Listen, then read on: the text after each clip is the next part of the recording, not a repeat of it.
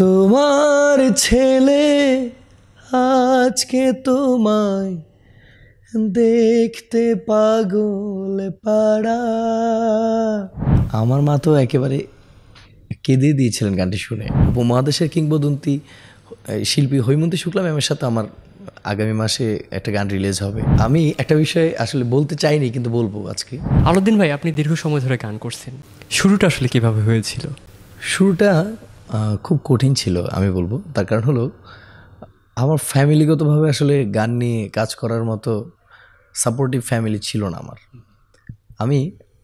আমার গুরু ছিলেন, প্রথম গুরু যিনি ছিলেন উনি এখন দুনিয়াতে নাই, শ্রদ্ধেয় মঞ্জিল আহমেদ স্যার, যিনি বাংলা শিল্পকলা কুমিল্লার উস্তাদ ছিলেন। তো তার কাছে আমি চুরি করে গান শিখতে যেতাম। বিকেলের খেলার টাইমটা আমি ব্যাট বল নিয়ে বের হতাম, যেহেতু ক্রিকেট খেলা আমার খুব ভালো লাগতো। ব্যাট বল বাসার একটা নির্দিষ্ট জায়গায় রেখে বাসার বাইরে, তখন আমি স্যারের কাছে গান শিখতাম সপ্তাহে 2 দিন।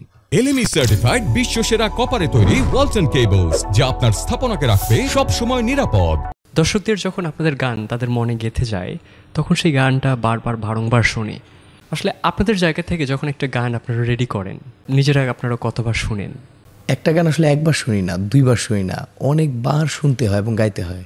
এই জায়গাটা ঠিক আছে কিনা, এই জায়গাটা ভুল হলো কিনা। এমনও এক্সপিরিয়েন্স হয়েছে আমার যে আমি ভোকাল দিয়েছি গানের, আমি তখন খুব স্যাটিসফাইড ছিলাম যে না, ভালো হয়েছে। বাসায় এসে শোনার পর দেখলাম যে ভালো লাগতেছে না, আমি আবার চেঞ্জ করেছি, আবার ভোকাল দিয়েছি। এইরকমও হয়েছে। তো ভোকাল দিতে দিতে যতবার দিতে হয়, শুনতে হয় তার চাইতে বেশি। এমনও হয় 50 বার 100 বারও গান শুনেছি আমি একটা গান। সম্প্রতি মাকে নিয়ে একটি গান আপনি প্রচার করেছেন আপনার নিজস্ব চ্যানেলে। এই গানের কথা, সুর, একটু সার্বিক বিষয় নিয়ে আমাদের সাথে শেয়ার করবেন। মাকে সবাই ভালোবাসে, তো আমি বলবো মা কখনো সমসাময়িক বিষয় হয় না। তো সে মাকে ডেডিকেটেড করে আসলে গান করা। তো মায়ের গানটা আমার বন্ধুর কাছে আমি কৃতজ্ঞ যে সে আমাকে একটা গান সুর করে এবং মিউজিক কম্পোজ করে দিয়েছেন, অনিরুদ্ধ শুভ। মায়ের গানটা নিয়ে অনেকেই কথা বলছেন এবং দর্শকও ভালো নিচ্ছেন এবং ভালোবাসছেন গানটা।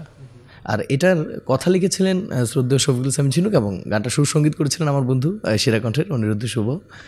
তো সব মিলে আমি বলবো যে অসাধারণ একটি মায়ের গান হয়েছে, ভালো লাগবে সবার আশা করি। তোমার ছেলে আজকে তোমায় দেখতে পাগল পাড়া, একটু কি মা হয় না মায়া, দাও না ডাকে সারা। মাগো কেমন করে আমায় ছেড়ে পারো তুমি একা থাকতে, মাগো ডাকছে তোমার বুক ছেড়া ধন, খোকা বলে যারে ডাকতে। আমার মা তো একেবারে কেঁদে দিয়েছিলেন গানটি শুনে। আমি খুব খারাপ লেগেছে মায়ের জন্য, কারণ আমার মা অসুস্থ, আপনারা জানেন সবাই হয়তো। তো এই সময় যদি আমার মাকে এই ধরনের গান উপহার দিই, খারাপ তো লাগবেই, স্বাভাবিক। তো মা অনেক দোয়া করেছেন যে পৃথিবীতে সবাই আসে, চলে যেতে হয়, কিন্তু শূন্যতা হয়তো থেকে যায়। মা বলেছেন তুমি বড় হবে, আমি তোমার জন্য দোয়া করলাম। গানের এই যাত্রাপথে প্রতিবন্ধকতা নিঃসন্দেহে মানুষের জীবনে আসে। আপনার জীবনে এরকম কোনো প্রতিবন্ধকতা এখন পর্যন্ত আপনি ফেস করছেন কি না? নিশ্চয়ই করেছি। আমি একটা বিষয় আসলে বলতে চাইনি, কিন্তু বলবো আজকে। তার কারণ হলো আমার হোম ডিস্ট্রিক্ট কুমিল্লা, এটা সবাই জানে। তো কুমিল্লাতে আমি যখন 2015 সালে প্রথম গানের অ্যালবাম করি, পালঙ্কে না থুই, আসলে গান ভালোবাসি, তখন প্রথম আমার একটা অ্যালবাম হয়। আমি তখন প্রচারণামূলক কিছু পোস্টার কুমিল্লার আশেপাশে, কুমিল্লা টাউন হল, বিভিন্ন জায়গায় আমার লোকজন প্রচারণামূলক স্টিকার লাগিয়েছিল। তখন হিংসাত্মকভাবে আমার কিছু কাছের মানুষ, আমি নাম বলবো না, তারা আবার আলাদা লোকজন দিয়ে আমার পোস্টারগুলো ছিঁড়ে ফেলে দিয়েছিলেন। একজন আমাকে কমেন্টসও করেছিলেন রমজান মাস, যে স্পিকার বাজিয়ে তোমার গানগুলো বাজাও, হিট হয়ে যাবে। আসলে তখনকার দিনগুলো আমার জন্য খুব কঠিন ছিল সারভাইভ করা, কারণ এই ধরনের কমেন্টস করার পর আসলে ভালো কারোরই লাগার কথা না।